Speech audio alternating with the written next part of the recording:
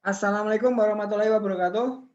Ketemu lagi di kelas kita, kelas 3I.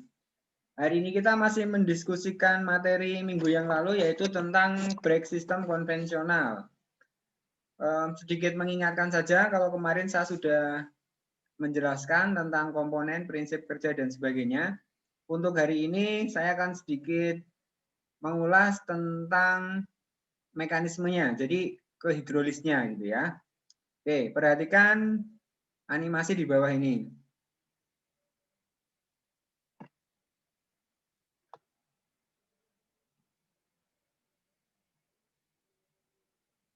Baik, minggu yang lalu saya sudah menjelaskan ke kalian tentang ini. Ya, intinya cara kerjanya adalah merubah tekanan mekanis pada pedal menjadi tekanan hidrolis pada master silinder, kemudian dari master silinder diteruskan sampai ke silinder roda, baik untuk yang cakram maupun untuk yang tromol. Oke, nah sekarang pada pertemuan ini saya akan mendiskusikan tentang hidrolisnya ini. Jadi prinsip kerja dari hidrolis itu seperti apa sih? Nah, untuk prinsipnya ini saya akan menunjukkan ke kalian animasi seperti di bawah ini.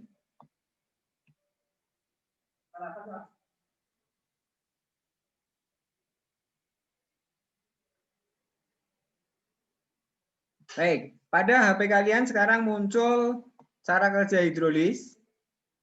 Yang sebelah kiri ini tabung dengan diameternya kecil, yang sebelah kanan ini adalah tabung dengan diameter besar. Nah, kalau kita on kan, contoh gambarnya kita on kan, ya.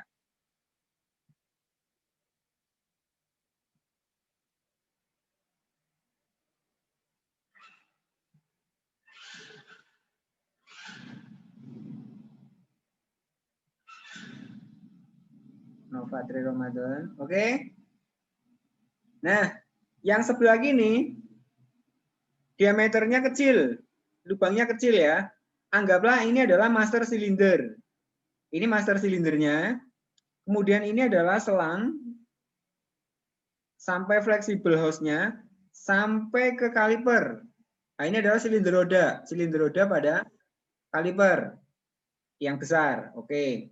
Nah, ini yang tenaga ini adalah tenaga pada tangan kamu.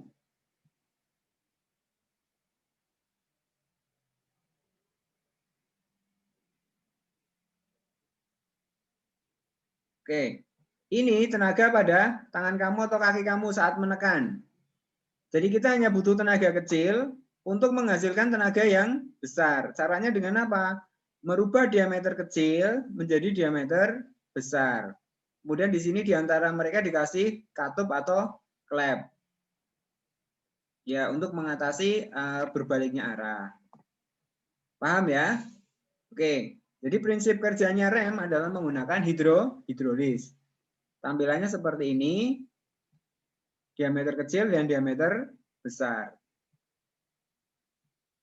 Oke, sekarang kalau kita masukkan ke sini.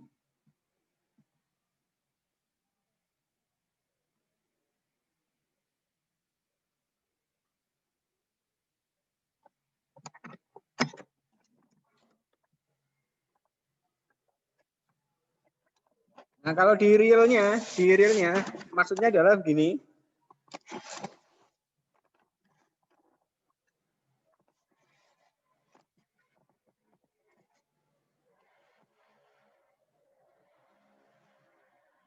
Ya. Pada bagian master silinder ini, master yang sini ya.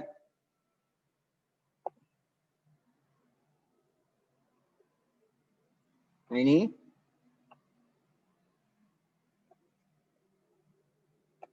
Di sini ada lubang kecil. Nah, ini adalah sebagai mekanisnya. Jadi ketika kamu menggeser ini, menekan ini tuasnya,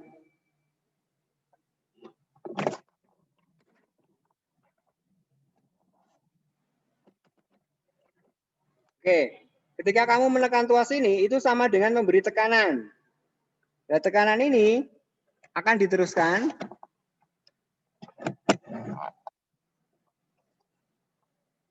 Oke.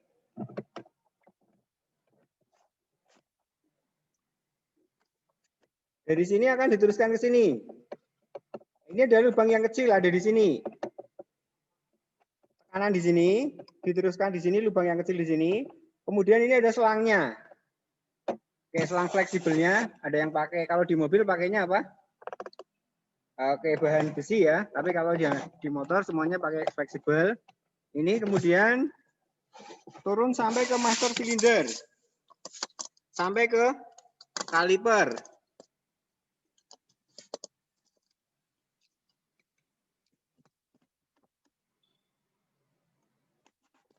Oke, di sini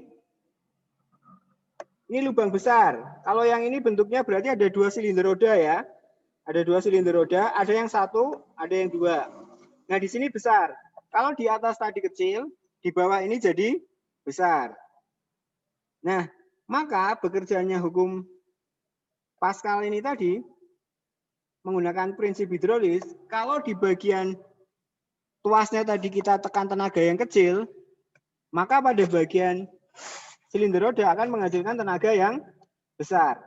Nah, tenaga yang besar silinder roda menekan kampas, kampas kemudian akan menekan cakram.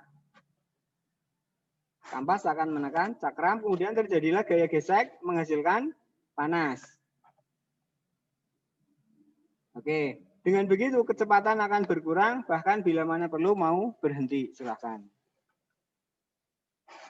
Paham ya?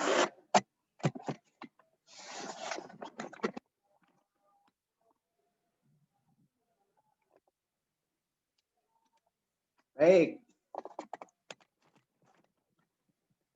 Saya ulangi, tadi prinsip kerjanya adalah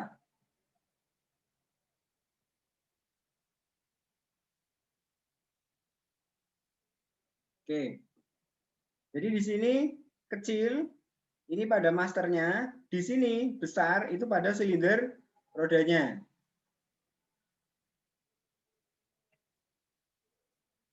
Kita hanya butuh tenaga yang kecil, power yang kecil hanya misalnya ini 100 pound, untuk menghasilkan 900.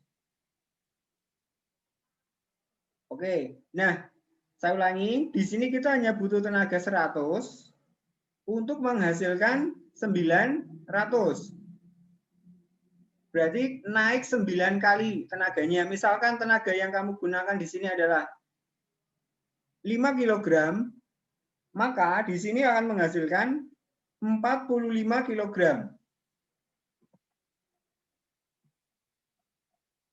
5 kg yang kamu gunakan di tuas tangan menghasilkan 45 kg pada kaliper. Dan settingan ini bisa dirubah ya, maksudnya tidak harga mati 9 kali enggak.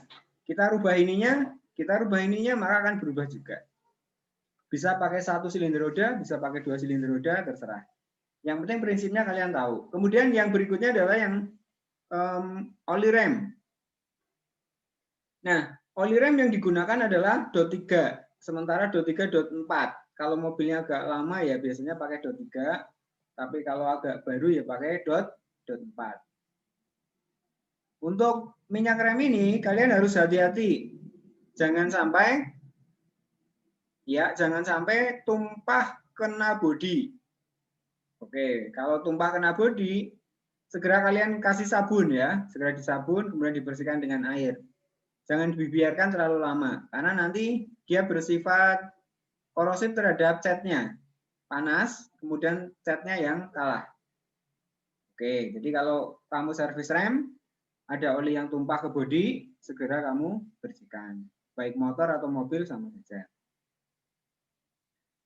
Nah, kalau ditanya pakai oli yang mana Pak? Bagusnya dot 3 atau dot 4? Biasanya di bagian master silinder itu sudah ada tulisannya. Oke, sudah ada spesifikasinya. Use only dot 3 or dot 4. Misalkan use only dot 3 ya berarti kamu baiknya pakai dot 3.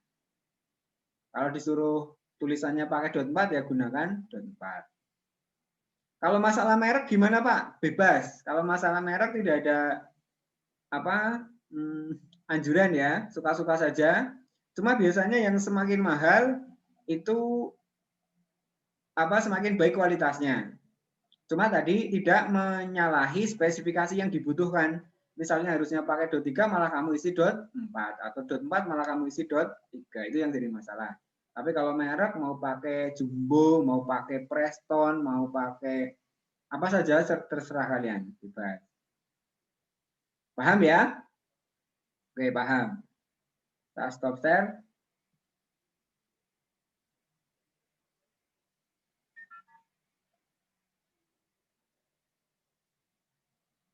Oke, saya lanjutkan masih di sharing gambar yang ini.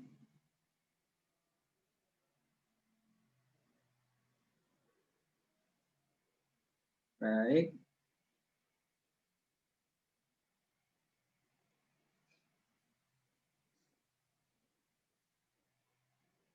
Untuk kerusakannya ya kemarin ya, untuk perbaikan kerusakannya itu ada beberapa titik. Nah, nanti SOP-nya ada dan saya akan berikan ke kalian SOP cara perbaikan rem. Ya, jadi prosedur untuk memelihara rem seperti apa, filenya akan saya bagikan setelah ini. Tapi tidak seperti yang gambar ini saja, maksudnya nanti sampai ke elektrikalnya. Kan ada koneksi antara ini ya di saklar, ketika pedal diinjak, lampu rem itu harus nyala. Nah, ini memberikan informasi ke pengendara yang lain bahwa posisi adalah pengereman. Ya, nah ketika di rem lampu tidak menyala, ini juga bahaya. Nah, untuk sistem kelistrikannya sendiri, untuk lampu rem, sama seperti kelistrikan pada umumnya, yaitu menggunakan prinsip dasar baterai, sikring, saklar, lampu atau beban, massa. Nah, itu prinsipnya 5 itu sama. Kalau ada lampu rem mati, berarti kira-kira kamu urutkan di situ. Oh, baterainya normal, oh sikringnya normal, oh saklarnya dicek di pedal normal, lampu bulbnya normal, oh masanya normal, nah, harusnya normal semua. Tapi misalkan ada kerusakan, salah satu komponen tersebut bisa terjadi kerusakan. Kemudian saya ingatkan, komponen terlemah dari kelistrikan yang umum adalah apanya? Ya, betul. Sikringnya. Nah, sikringnya yang perlu diperiksa. Nah, kalau sikring sudah diperiksa normal, baru ke beban atau lampunya. Yang pertama kalah adalah sikring, yang kedua umur pakai lampu, kalau yang ketiga dan keempat kelima ini relatif ya, antara saklar sama massa. Ini awet-awet karena dibaut kenceng gitu ya, saklar sama massa dibaut kenceng. Cuma baterai biasanya, mungkin di baterai kabelnya ada yang kendor atau putus. Oke, jadi umumnya sikring mati, putus, yang kedua bulb mati. Nah, itu dua komponen terlemah pada sistem rem. Kelistrikan sistem rem. Selebihnya untuk kelistrikan di luar kelistrikan, mekanikalnya seperti yang ada ditampil di HP kalian, ini kalian sudah pahami. Yang terlemah adalah ya betul, kampas karena bahannya lebih lunak. Setelah itu yang lain kemungkinan rusak bisa, tapi waktunya dalam posisi yang lama. Apa saja kemungkinannya? Tuas bisa, per bisa, booster bisa, membrannya bisa, pernya bisa, masternya, silindernya bisa, apa ininya, pernya bisa, sealnya paling sering. Nah, demikian juga untuk yang silinder roda dan seterusnya. Potensi kerusakan tadi ada di itu tadi, yang paling umum adalah kampas. Sama seperti halnya sikring atau lampu pada kelistrikan rem. Oke, saya rasa itu yang bisa saya sampaikan untuk hari ini, materi hari ini. Terima kasih sudah bergabung. Saya stop share. Semuanya sudah hadir di kelas ini ya. Ada 14, oh sorry, baru 14. Tapi tidak apa-apa, sudah sangat bagus. Terima kasih untuk kalian atas atensinya hari ini. Saya akan matikan recordingnya. 3, 2, 1.